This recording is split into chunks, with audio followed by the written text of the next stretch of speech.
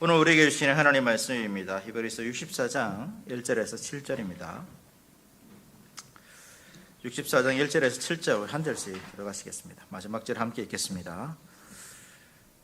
원하건대 주는 하늘을 가르고 강림하시고 주 앞에서 산들이 진동하기를 불이 섭을 사르며 불이 물을 끓임 같게 하사 주의 원수들이 주의 이름을 알게 하시며 이방 나라들로 주 앞에서 떨게 하옵소서.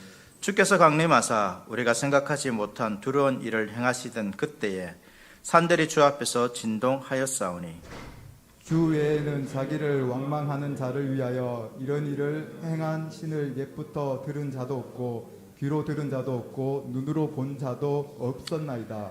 주께서 기쁘게 공의를 행하는 자와 주의 길에서 주를 기억하는 자를 선대하시거늘 우리가 범죄함으로 주께서 진노하셨사오며 이 현상이 이미 오래되었사오니 우리가 어찌 구원을 얻을 수 있으리이까.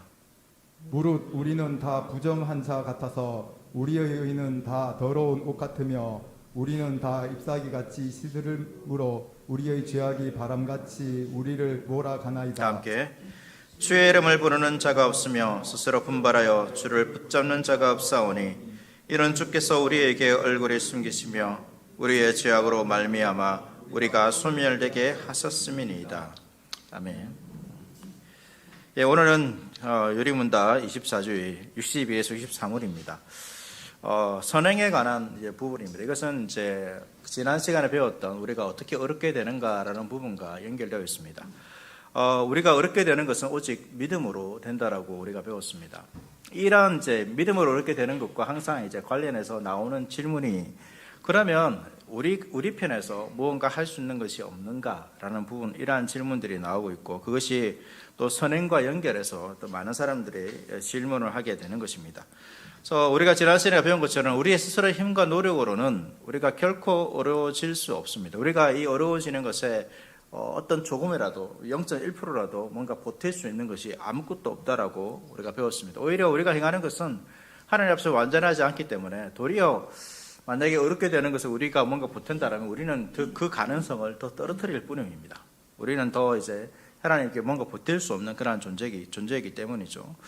그래서 하나님께서 우리를 온전히 어렵게 하십니다. 하나님께서 그리스도를 믿는 믿음을 우리에게 신겨주시고 또 그 믿음으로 말미암아서 우리를 어렵다라고 이렇게 칭해 주시는 것이죠. 이 모든 것이 하나님으로부터 시작되었고 하나님께서 이루어 가신다는 것을 우리가 지난 시간에 배운 것입니다. 이렇게 오직 믿음으로 어렵게 된다라는 우리가 사실들을 우리가 배웠는데요. 이러한 부분에서 이제 몇 가지 질문들이 이제 우리 편에서 나오고 성경에도 그러한 질문들이 있고 또 역사 가운데서 이러한 문제 때문에 실제로 큰 이단들이 그렇게 나오게 되었습니다.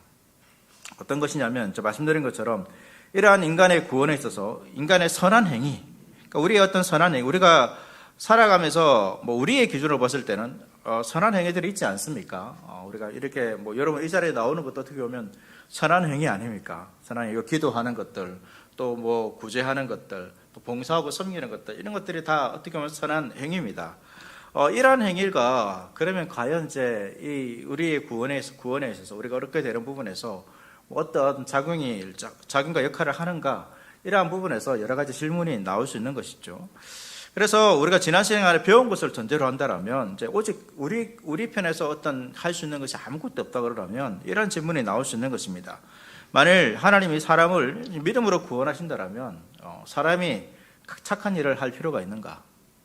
우리가 착한 일을 해야, 우리가 어렵게 되는 데 있어서 우리의 착한 일이 이제 0.1%라도 들어가지 않기 때문에 이런 질문이 나올 수 있는 거죠. 과연 우리가 착한 일을 할 필요가 있는가?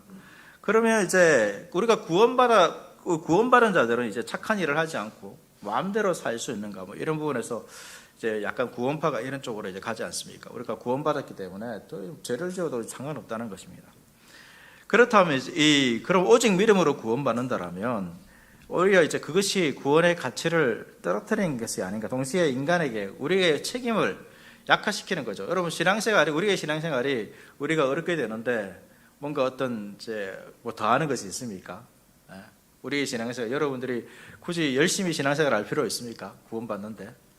이런 질문들이 있을 수 있다는 거죠. 그리고 착한 일을 해도 하나님께서 인정해 주지 않는다라면 과연 사람들이 착한 일을 할까? 이런 질문들이 있는 것입니다.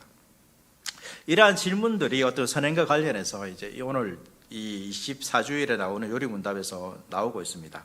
이제 그 문답들이 이제 알려주고 있는 것이죠. 그러한 질문들이 실제로 나오고 있습니다. 62문부터 한번 보도록 하겠습니다. 62문 같이 읽겠습니다. 우리의 선행은 왜 하나님 앞에서 의가 될 수 없으며 의의 한 부분이라도 될 수 없습니까? 하나님의 심판대 앞에 설 수 있는 의는 절대적으로 완전해야 하며 모든 면에서 하나님의 율법에 일치해야 합니다. 그러나 우리가 이 세상에서 행한 최고의 행위라도 모두 불완전하며 죄로 오염되어 있습니다. 그래서 62문의 질문은 우리의 선행이 이제 하나님 앞에서 의가 될 수 있는가? 아니면 이제 우리가 전체가 아니더라도 혹시나 이제 뭐 일부라도 이렇게 하나님 앞에서 이 받아들이질 만한 것이 없는가? 이러한 이제 부분이죠. 그래서 어떤 의의 한 부분이라도 이렇게 이제 선행에 이 하나님께 어렵게 되는 것에 보탬이 될 수 없는가라는 그러한 질문들입니다. 실제로 이러한 질문들이 이제 성경에도 기록되어 있죠. 오늘 갈라디아서 교회 문제가 어떻게 보면 이러한 이제 문제에 대해서 바울이 쓰고 있는 편지입니다. 갈라디아 교회는 이제 이방인 교회죠. 바울이 전도해서 이렇게 세운 교회입니다. 그런데 이제 이 예루살렘에서 이 유대 교회에서 개종한 이제 이러한 사람들이 와서 이제 이 바울이 가르친 것과 다른 이제 이 내용을 가르치고 있습니다. 어떤 내용을 가르치냐면 너희가 예수님 믿으니까 좋다. 그걸 인정해 주는 것이죠. 그런데 너희가 예수님만 믿는 것뿐만 아니라 거기에 하나를 더 붙이면 더 좋다. 그것이 뭐냐면 모세의 율법대로 할례를 행하고 그 율법을 지켜라. 율법을 지키면 너희가 이제 이 예수 그리스도를 믿고 너희가 이제 구원받는데 그것이 더욱더 완전해질 것이다. 지금보다 더 나은 모습으로 발전하게 될 것이다. 그러니까 예수 그리스도를 믿는 것뿐만 아니라 율법도 행해야 된다라고 말했던 것이죠. 그런데 이것은 작은 문제가 아닙니다. 여러분 갈라디아서를 읽어보시면 알고 있지만 바울이 매우 진노하고 있어. 천사로도 저주를 받는다라고 이렇게 말하면서 그것을 다른 복음이라고 말해주고 있습니다. 그러면서 바울은 이제 예수 그리스도만 믿든지 아니면 율법을 다 지켜 행하든지 둘 중 하나를 선택하라고 이제 말하고 있는 것이죠. 사람의 선행을 조금이라도 덧붙이는 것에 대해서 바울은 매우 엄격하게 금하고 있습니다. 왜냐하면 만약에 어렵게 되는 부분에서 그리스도를 믿는 것뿐만 아니라 여기에 다른 것이 더 덧붙여진다면 그리스도께서 우리를 위해 십자가에 죽으시는데 그 죽으심, 그 속죄가 결국은 뭐라는 것이죠? 완전하지 않다는 것입니다. 부족하다는 것이죠. 그리스도의 죽음만으로 우리가 어렵게 되는 것은 부족하고 거기에 뭐가 더 있어야 됩니까? 우리의 노력이 덧붙여지기 때문에 바울은 그렇게 가르친 것입니다. 그래서 처음부터 끝까지 그리스도의 공로만을 의지하고 나아가는 것이 이 복음의 핵심이기 때문에 바울은 그렇게 매우 강하게 이것을 금하고 있는 것입니다. 요리문답에서도 이제 그것을 보여주고 있습니다. 사람들이 칭찬하는 행위라 하더라도, 그러니까 잘못된 행위가 아니라 칭찬하는 행위라 하더라도 그것이 하나님 앞에서 더러운 것임을 가르쳐 주고 있죠. 우리가 이 세상에서 행한 최고의 행위라도 요리문답은 모두 불완전하며 죄로 오염되어 있습니다. 그렇기 때문에 그러니까 우리 사람의 기준을 봤을 때는 그것이 최고의 행위죠. 대단한 행위라고 볼 수 있습니다. 종교적이든 어떤 사람들의 도덕적 기준이든 최고의 행위를 할지라도 그러나 하나님의 기준에서는 그것이 뭐라는 거죠?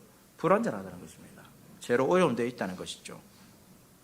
그 말씀이 이제 오늘 읽었던 이사야 64장 6절 말씀을 통해서 알 수 있습니다. 이사야 64장 6절 말씀 보시면 무릇 우리는 다 부정한 자 같아서 우리의 의는 다 더러운 옷 같으며 우리는 다 잎사귀같이 시들므로 우리의 죄악이 바람같이 우리를 몰아가나이다. 이사야 선지자가 이제 우리의 의가 다 더러운 옷 같다라고 말하고 있습니다. 더러운 옷 같다고 말하고 있는데 이 더러운 옷이라는 것은 이제 피가 묻어가지고 하나님 앞에 그것을 입고 나갈 수 없는 부정한 옷을 말하고 있습니다. 그런데 선지자가 우리의 잘못이 더러운 옷이 아니라 이것은 충분히 이해하시고 우리가 죄를 지었다라면 더러운 옷을 입고 있다라고 말할 수 있습니다. 그런데 선지자는 우리의 잘못이 더러운 옷 같다라고 말하고 있는 것이 아니라 우리의 의가 더러운 옷 같다라고 말하고 있는 것이죠. 그래서 우리가 제일 잘하는 것도 하나님 앞에서 더럽고 부정한 옷 같다라고 성경은 말하고 있는 것입니다. 그래서 자기의 의를 내세우는 것은 이사야 선지자의 말에 따르면 마치 피가 묻은 부정한 옷을 입고 하나님 앞에 나아가는 것과 같기 때문에 성경은 그것에 잘못되었다라고 말하고 있습니다. 왜 그렇습니까? 사람의 의죠. 사람의 의라는 것은 사람이 기준이 되는 것입니다. 그래서 사람의 기준을 봤을 때는 그것은 분명히 옳은 행동이고 최고의 행위라 할 수 있습니다. 그러나 선지자가 가지고 있는 잣대는 무엇입니까? 사람의 잣대가 아니라 하나님의 잣대입니다. 우리가 사람 앞에서 어렵게 되려고 한다면 사람의 잣대를 가지고 우리의 삶을 평가할 수 있습니다. 그러나 우리는 누구 앞에서 어렵게 되어야 됩니까? 하나님 앞에서 어렵게 되려고 하는 것이죠. 그러면 우리의 잣대는 사람의 잣대가 기준이 되어서는 안 됩니다. 하나님의 잣대가 기준이 되어야 하는 것이죠. 그래서 내가 세우는 잣대, 이것도 우리가 기준이 되어서는 안 됩니다. 사람의 잣대로는 어려워 보이지만 하나님의 잣대로는 더러운 것이기에 이사야 선지자는 이렇게 말하고 있는 것입니다.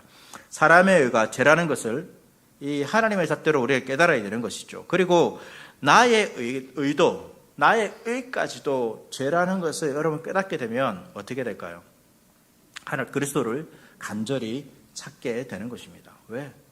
이 부정함에서 벗어날 수 있는 길이 없기 때문에, 사람에게는 없기 때문에 그리스도의 의를 간절히 사모하는 것이죠. 그러한 사람만이 어린 양의 피를 붙드는 것입니다. 그곳에 나아가 우리의 죄악을 씻고 거룩하고 깨끗한 옷을 입고 하나님 나라에 들어가게 되는 것이죠. 그래서 우리는 자기의 의를 부정한 것으로 여겨야 됩니다. 부정한 것을 여기고 온전히 그리스도의 보혈만 의지해야 한다는 것을 말해주고 있습니다. 그래서 왜 우리의 의를 이렇게 말할 수 없는가? 일부라도 말할 수 없는가? 우리의 의는 완전한 것이 없기 때문에, 하나님의 잣대에는 완전한 것이 없기 때문에 우리의 의를 가지고 하나님 앞에 나아가라고 해서는 안 되는 것입니다. 그러니까 일주일에 우리가 죄를 짓는 경우 있죠. 죄를 짓는 경우는 우리가 주의 보혈을 의지합니다. 죄를 짓지 않았을 때는 어떻게 나가야 됩니까? 죄를 짓지 않았을 때도 내가 죄를 짓지 않았기 때문에 하나님께 나갈 수 있겠지, 이런 생각을 해서는 안 된다는 것입니다. 그때에도 어떻게 해요? 죄를 짓는 경우와 마찬가지로 주의 보혈을 의지하여 주님께 나가는 것이 우리의 모습이 되어야 됩니다. 우리는 항상 동일합니다. 주님께 나갈 수 있는 어떤 기준은 동일합니다. 우리가 어떠한 삶을 살았든, 우리가 주님 앞에 바르게 살아야 되지만 어떠한 삶을 살았든 나의 삶을 가지고 주님께 나갈 수 없습니다. 그래서 주님께 나아갈 때마다 항상 어떻게 해야 됩니까? 우리의 죄를 고백하고 주의 십자가의 보혈을 의지하며 정결하게 되어 주님 앞에 나가는 것이 필요한 것이죠. 그것을 우리에게 가르쳐 주고 있습니다. 그래서 우리의 그러니까 죄뿐만 아니라 우리의 선행까지도, 올바른 사람들이 말하고 있는 그러한 행위까지도 주님 앞에서 더러운 것이라는 것을 우리가 기억할 필요가 있습니다. 63문 이제 보겠습니다. 63문 같이 읽겠습니다. 하나님께서 우리의 선행에 대해 이 세상과 오는 세상에서 상 주시겠다고 약속하시는데 그래도 우리의 선행은 아무 공로가 없다라고 할 수 있습니까? 하나님의 상은 공로로 얻는 것이 아니고 은혜로 주시는 선물입니다.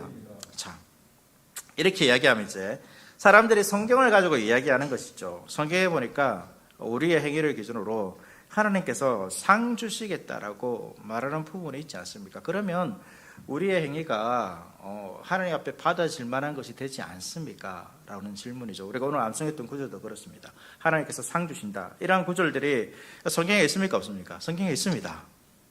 그러면 앞서 말한 요리문답에서 말한 것과 이게 상충되잖아요. 이게 서로 충돌이 일어납니다. 우리의 의가 부정한 거라면 어떻게 하나님께서 우리에게 상을 줄 수 있냐 말이냐. 뭔가 하나님께서 받으실 만한 것이기 때문에, 뭔가 가치가 있기 때문에 하나님께서 나에게 상 주시는 거 아니냐라는 거죠. 여러분, 이러한 부분들이 실제로는 중요합니다. 여러분, 사람들이 이 종교를 가지는 이유가 어디에 있겠습니까? 어떤 구원에 관한, 최종적인 구원에 관한 부분도 있겠지만 이 땅을 살아가면서 자신이 어떤 그 믿는 신을 섬김을 통하여서, 예배하는 걸 통하여서 자신의 행위에 대한 어떤 신의 은덕을 얻기 위해서 대부분의 사람들이 신앙생활을 하죠. 종교생활을 합니다. 이것이 어떻게 보면 종교를 가지는 그 중요한 이유 중 하나입니다. 신의 도움을 얻기 위해서. 근데 어떻게 도움을 얻습니까? 대부분의 종교가 가만히 있는다고 해서 신이 뭔가 도와주지 않습니다. 이 모든 가르침의 핵심은 그냥 선행이라는 단어에 다 포함될 수 있죠. 선하게 살아야 되는 거예요. 선한 행실을 해야 됩니다. 선한 행실을 하면 어떻게 됩니까? 신이 복을 주시는 거죠. 상을 주시는 것입니다. 교회도 마찬가지입니다. 여러분, 여러분들의 신앙생활을 제가 잘 이끌려면 뭐 하면 되냐면 이런 조건들을 강하게 내세우면 됩니다. 이렇게 안 살면 하나님의 상 못 받습니다. 왜 이런 상황이 있는지 아십니까? 여러분들이 제대로 신앙생활 안 해서 그렇습니다. 이 정도로 신앙생활하면 안 됩니다. 더 열심을 내야 됩니다. 그래야 하나님의 상을 받죠. 이런 것이 그 교회의 주된 메시지가 되면 사람들이 신앙생활하는 목적이 무엇입니까? 상을 받기 위해서. 착한 행실을 하는 목적이 하나님의 상을 받기 위해서 그런 것이죠. 이것이 또 결국은 이것은 반대편으로 부를 수 있으면 내가 복을 받지 못하는 이유는 내가 열심히 안 했기 때문이다. 쉽습니다. 당신 가르치는 거 쉽습니다. 제 삶이 왜 이리 힘들까? 네가 열심히 신앙생활 안 해서 그렇다. 복 받으면 열심히 신앙생활 했습니다. 가르칠 때도 열심히 신앙생활하면 복 받습니다.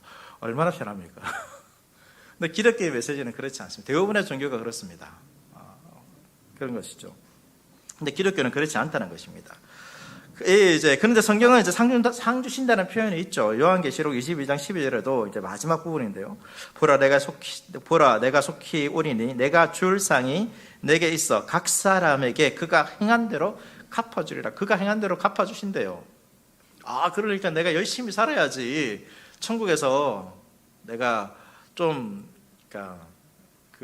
이런 좋은, 지금보다 더 나은, 아니면 하나님의 상을 더 많이 받으려면, 옛날에는 이제 천국 가면 이 등급이 있어가지고, 어떤 허름한 집에 살기도 하고, 아파트에 살기도 하고, 입는 옷도 다르고, 이런 얘기해가지고, 신앙생활 열심을 일으키는 그런 부흥사들도 있었습니다.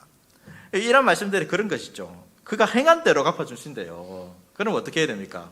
열심히 살아야죠. 상 받으려면. 좋은 상 받으려 열심히 살아야 됩니다.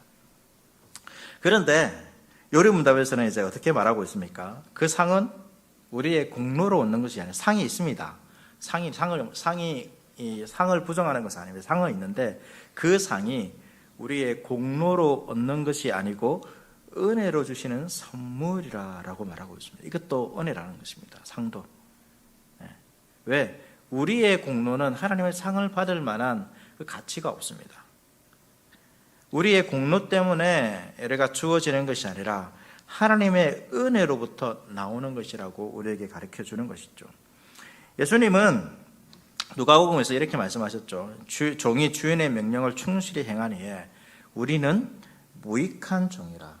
우리가 하여야 할 일을 한 것뿐이라 라고 고백하는 것이 당연한 것이다 라고 말하고 있습니다.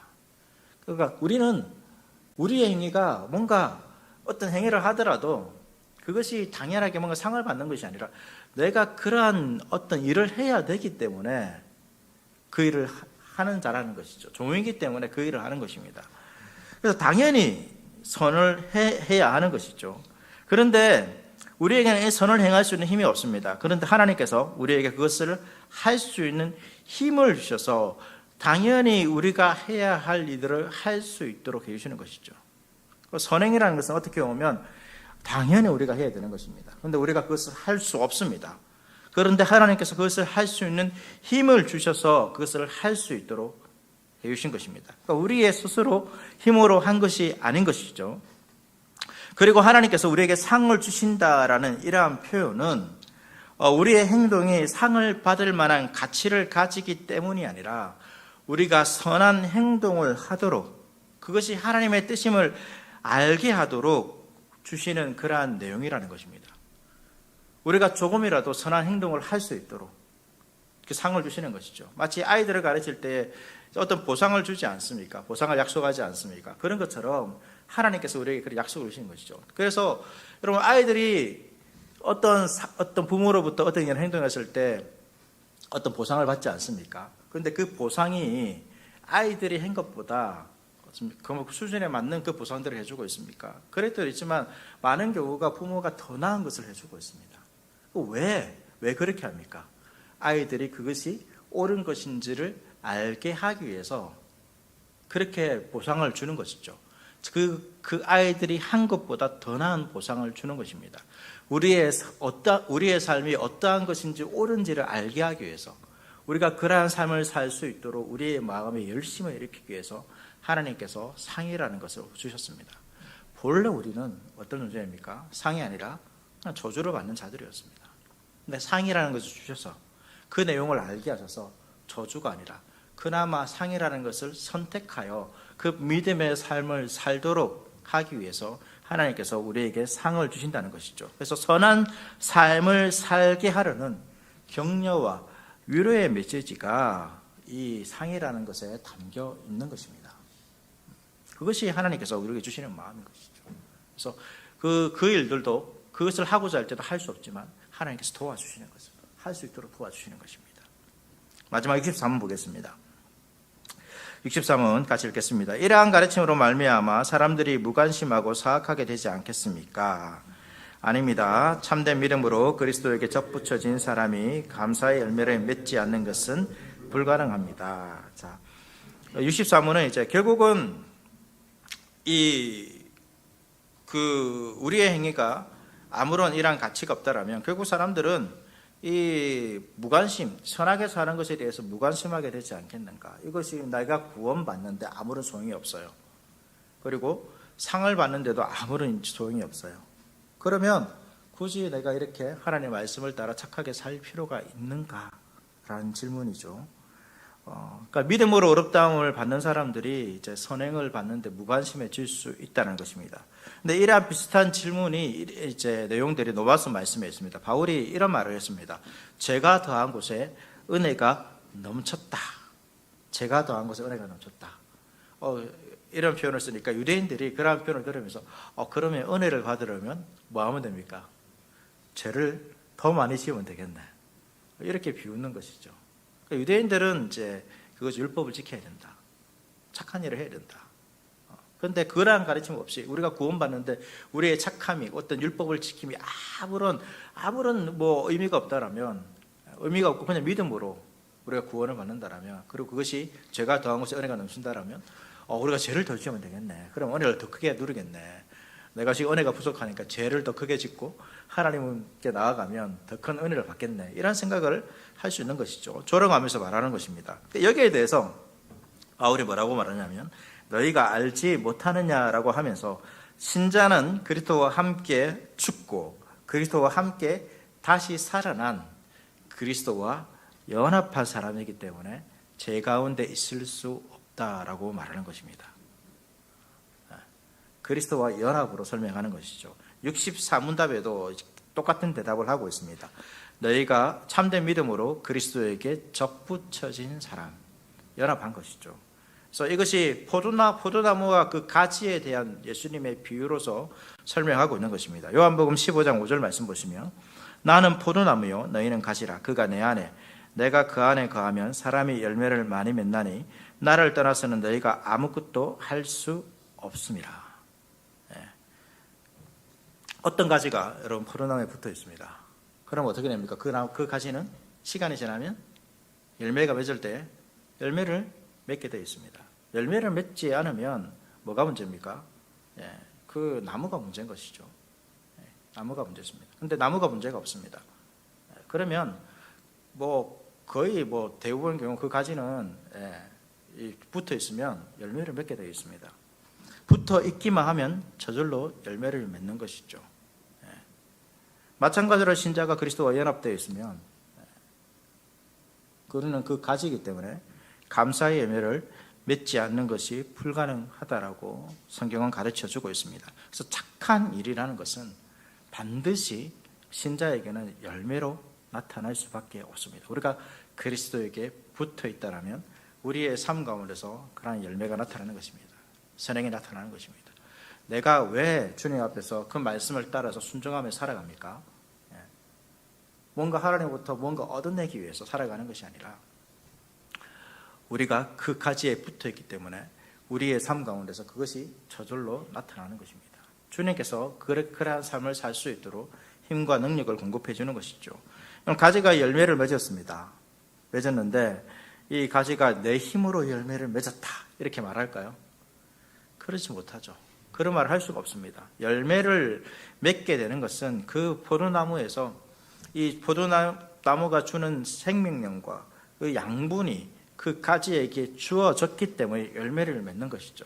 그 가지가 맺은 것이 아닙니다. 그 나무가 그 가지에게 양분을 주었기 때문에, 생명력을 주었기 때문입니다. 우리도 마찬가지입니다. 우리가 선한 열매를 맺습니다. 선행을 합니다. 왜 그러한 열매가 나타납니까? 그리스도께서 우리의 삶 가운데 역사하셔서 생명력을 주시고 그 열매를 맺을 수 있는 양분을, 그 힘을 우리에게 공급해 주시기 때문입니다. 그래서 이 가지는 결국은 뭡니까? 이 가지는 내가 맺은 것이 아니라 이 나무가, 우리의 고백은 주님께서 나에게 맺게 하셨다라고 말하는 것이죠. 말하는 것입니다. 우리는 이러한 가지라는 것입니다. 주님께 여러분 붙어 있습니까? 그러면 선한 삶이 나올 수밖에 없습니다. 선한 삶을 살게 되는 것이죠. 우리가 이 자리에 앉아 있는 것은 주님께서 그러한 삶으로 인도해 주신 것입니다. 무언가 주님께서 우리에게 특별한 다른 것들을 내가 얻기 위해서 하는 것들이 아니라 주님께서 나를 위해서 죽으셨고 나를 이 그리스도의 가지로, 이 포도나무의 가지로 덧붙여 주셨기 때문에 우리가 그러한 삶을 사는 것이다라고 우리가 고백하며 나오는 것이 바로 이러한 삶이라는 것입니다. 그렇기 때문에 이 모든 것이 다 뭡니까? 주님의 선물이라는 것이죠. 우리의 선한 행실도 주님의 선물입니다. 이 자체가 어떻게 보면 주님께서 우리에게 주시는, 이 땅에 주시는 우리의 상일 수도 있습니다. 그리고 그러한 삶을 살아가는 것 자체가 상이죠. 그리고 이러한 삶은 결국은 마지막에 이 완성된 그 열매를 또 보게 합니다. 주님께서 우리에게 주실, 우리가 믿음으로 살았던 그 삶에 대한 열매들을 우리가 보게 하시는 것이고, 그리고 이 요한계시록에 보면 그러한 열매를 맺은 사람들, 이것을 멸류관으로 성경은 표현되어 있습니다. 멸류관을 받은 사람들이 나중에 어떻게 할까요? 그 멸류관을 벗어서 어떻게 합니까? 다시 어린 양께 돌려드립니다. 그 멸류관은 주님께서 주신 것입니다. 근데 주님께서 주신 것을 다시 어떻게 합니까? 주님께 올려드립니다. 왜 올려드릴까요? 만약에 그것이 내가 수고해서 받은 대가라면 올릴 필요가 없겠죠. 그렇게 하지 않았을 것입니다. 그런데 그 멸류관을 받은 사람들도 아는 것입니다. 내가 이렇게 이 멸류관을 받을 만한 행위를 한 것은 내가 한 것이 아니라 주님께서 이 험난한 인생 가운데서, 눈물 골짜기 가운데 같은 이 세상에서 하나님께서 이것을 지나갈 수 있도록 힘을 주시고 공급하시고, 내가 넘어질 때, 내가 들어올 때 다시금 이렇게 세워주셨기 때문에 내가 이 멸류관을 받게 되었다라는 것을 알기 때문에 그것을 벗어서 다시금 하나님께, 주님께 올려드리는 것입니다. 그것이 우리의 삶이 되어야 하는 것입니다. 우리에게 주신 이 열매를 가지고 하나님께 다시금 가는 것이죠.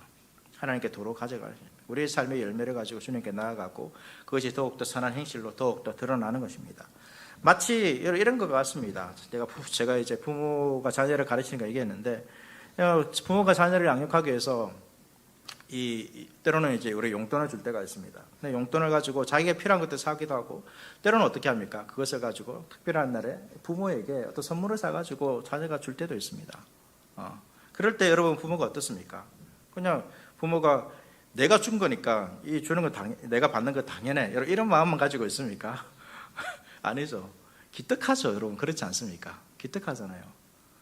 비록 내가 준 것이지만 내가 준 걸 가지고 부모에게 선물을 사서 주는 그 마음이 너무 기특한 것입니다. 그것이 오늘 우리가 암송했던 그 구절입니다. 믿음이 없이는 그 구절이죠. 하나님께서도 여러분 그렇다는 것입니다. 하나님께서 주신 것이지만 우리의 모든 것이 다 하나님께서 주신 것입니다. 그러나 이것을 가지고 주님께 영광을 올려드릴 때에 주님께서 우리를 기뻐하신다는 것을 우리가 알게 되면 더욱더 우리의 삶이 주님의 뜻 가운데 있는 그러한 삶을 살아가게 되는 것입니다. 그래서 우리의 신앙의 어떤 목적들, 다른 종교처럼 그렇게 되어서는 안 됩니다. 무언가 나의 신앙의 행위를 통하여서 얻어내기 위해서, 마치 알라딘의 램프 이런 말기도 하고 자판기 하나님 이렇게 표현합니다.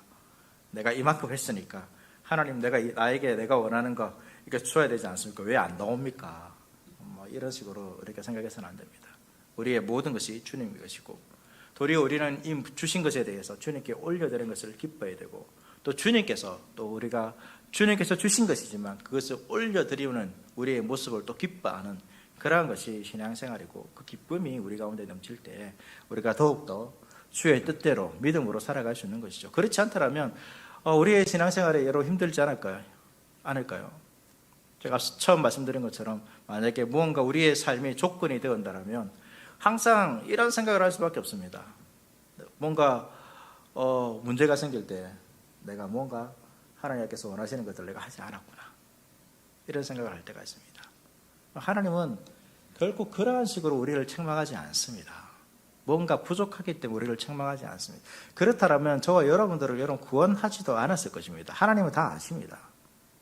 하나님께서 우리를 책망하시는 이유는 뭔가 부족하기 때문에, 뭔가 이만큼 채워야 되는데 못 채웠기 때문에 못 채운 벌로서 주는 것이 아니라 우리의 삶이 이러한 삶은 잘못되었기 때문에 옳은 삶이 무엇인지 깨닫기 위해서 때로는 책망하시기도 하지만, 그러나 뭔가 부족하기 때문에 우리에게 벌 주시고 마치 저주하듯이 심판하듯이 우리를 그렇게 대하지 않으십니다. 우리를 누구보다 잘 아시죠. 그렇지 않다면 우리의 신앙생활에 너무나도 하나님을 믿는 것이 어떤 자유함과 기쁨이 아니라 두려움과 마음의 큰 부담감을 가지고 신앙생활을 할 수밖에 없습니다. 그렇게 믿는 것이 아니죠. 하나님은 그런 분이 아닙니다. 하나님은 항상 우리에게 선한 것을 주시고 지금 우리에게 필요한 것들을 항상 주신다는 믿음을 가지고, 도리어 우리가 선한 삶을 살려고 할 때 주님께서 더 큰 기쁨을 주신다는 것을 기억하고 그 믿음 안에서 우리의 삶이 그리스도에 접붙여진 그 가지로서 열매를 맺으면서 살아가는 저와 여러분의 삶 될 수 있기를, 또 모든 것이 주님의 은혜라는 것을 고백하며 그 은혜를 더욱더 붙들며 살아갈 수 있는 저와 여러분 될 수 있기를 바라겠습니다.